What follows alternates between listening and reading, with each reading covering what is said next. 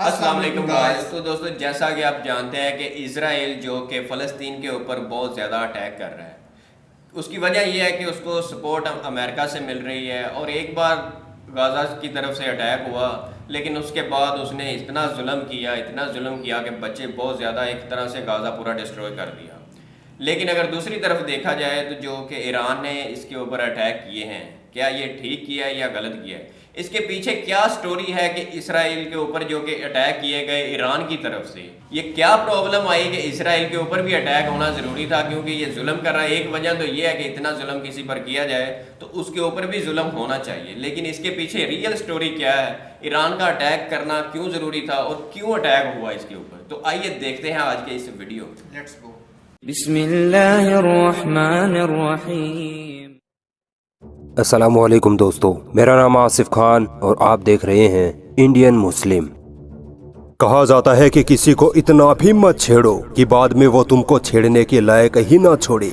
Iran और Israel के बीच अब सीधी जंग की शुरुआत होने की पूरी संभावना है। ईरान ने अपनी आर्मी को एक्टिव कर लिया है, वहीं इजराइल भी चौकन्ना हो गया है। ईरान के पास मिडिल ईस्ट में सबसे बड़ी सेना है, मगर क्या ये सेना अमेरिका, इजराइल और यूरोपीय देशों की सेना का मुकाबला कर सकती है? 1 अप्रैल को इजराइल ने सीरिया में ईरान के दूतावास पर हमला कर दिया था, जिसमें ईरान के 7 टॉप कमांडर शहीद हो गए थे। इसके बाद ईरान ने बड़ी ही बारीकी और सूझबूझ से 14 अप्रैल को इजराइल पर अपनी 200 मिसाइलों और ड्रोन से सीधा हमला कर दिया। दोस्तों, ईरान और इजराइल पिछले 40 सालों से प्रॉक्सी वॉर लड़ते आ रहे थे। कभी किसी देश ने एक दूसरे पर सीधा हमला नहीं किया था, मगर इस बार इतिहास में पहली बार ईरान ने इजराइल पर डायरेक्ट अटैक किया है और अब इसके बहुत ही खतरनाक नतीजे सामने आने वाले हैं। जंग भी शुरू हो सकती है। ऐसे में आइए देखते हैं कि क्या ईरान इजराइल को सीधी टक्कर दे सकता है? कितनी ताकतवर है ईरान की सेना? ईरान के वो कौन से हथियार हैं जो इजराइल के चिथड़े उड़ा सकते हैं? और वो कौन कौन से देश हैं जो जंग में ईरान का साथ देंगे? International institute for strategic studies की पिछले साल की रिसर्च के मुताबिक ईरान के पास मिडिल ईस्ट की सबसे बड़ी सेना है, जिसमें 5,80,000 तो एक्टिव सैनिक हैं, जबकि 2 लाख रिजर्व सैनिक हैं। यानी ईरान के पास कुल 7,80,000 सैनिक हैं। ईरान की आर्मी 2 धड़ों में बंटकर काम करती है, जिसमें एक ट्रेडिशनल आर्मी जबकि दूसरा IRGC यानी इस्लामिक रिवोल्यूशनरी गार्ड्स कॉर्प्स है। IRGC एक तरह से पूरी ईरानी आर्मी को कंट्रोल करती है और देश की सरहदों की हिफाजत इसी के जिम्मे है। IRGC में कुद्स फोर्स नाम से एक अलग आर्मी टुकड़ी है, जो पूरी ईरानी आर्मी में सबसे ज्यादा खतरनाक आर्मी टुकड़ी मानी जाती है। कुद्स फोर्स पूरे मिडिल ईस्ट में प्रॉक्सी मिलिशिया ग्रुप्स को हथियार पहुंचाना, उनको ट्रेनिंग देना और इजराइल के खिलाफ उनको खुला सपोर्ट करती है। इन प्रॉक्सी मिलिशिया ग्रुप्स में लेबनान में हिजबुल्ला, यमन में हूती, गाजा में हमास व फलस्तीनी इस्लामिक जिहाद ग्रुप और सीरिया व इराक के कई मिलिशिया ग्रुप्स शामिल हैं। ईरान के इन प्रॉक्सी ग्रुप्स में सबसे ताकतवर और भरोसेमंद ग्रुप हिजबुल्ला है। हिजबुल्ला के पास 1 लाख से ज्यादा सैनिक हैं, जो हर माहौल में लड़ने के लिए तैयार रहते हैं, और 1 लाख से ज्यादा रॉकेट्स हैं, जो सिर्फ इजराइल को तबाह करने के लिए बनाई गई हैं। ईरान के सिर्फ एक इशारे पर हिजबुल्ला इजराइल पर हमला कर सकता है। इसी वजह से इजराइल बिना वजह हिजबुल्ला से पंगा नहीं लेता। ईरान भले ही दिखने में कमजोर मुल्क नजर आता हो, मगर उसकी स्ट्रेटेजी ने इजराइल की नींद उड़ा रखी है। इजराइल पूरे मिडिल ईस्ट में 90% सिर्फ अकेले ईरान से डरता है, बाकी 10% में पूरे मुस्लिम मुल्क शामिल है। अमेरिका ने ईरान को कई तरह के प्रतिबंध लगाकर दबाया हुआ है। ईरान न परमाणु हथियार बना सकता है, न दूसरे देशों से हथियार खरीद सकता है, न ही अपना तेल और गैस दूसरे देशों को बेच सकता है। इतना सब होने के बाद भी ईरान पूरे मिडिल ईस्ट में अमेरिका और इजराइल का सबसे ताकतवर दुश्मन है।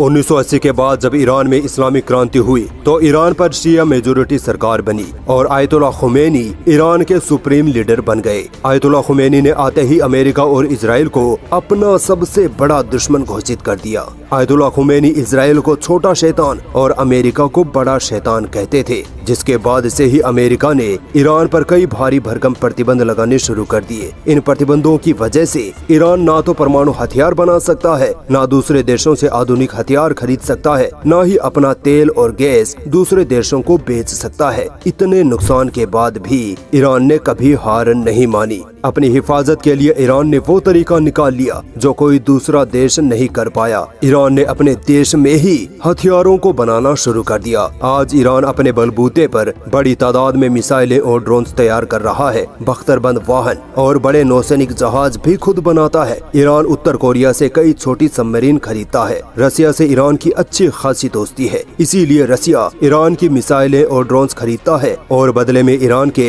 एयर डिफेंस सिस्टम को मजबूत करने में ईरान की मदद करता है। रसिया मिडिल ईस्ट पर कंट्रोल रखने के लिए ईरान को कई तरह के आधुनिक हथियार और मॉडर्न टेक्नोलॉजी प्रोवाइड करवाता है। इसी तरह चाइना भी ईरान को कई तरह के हथियार बेचता है।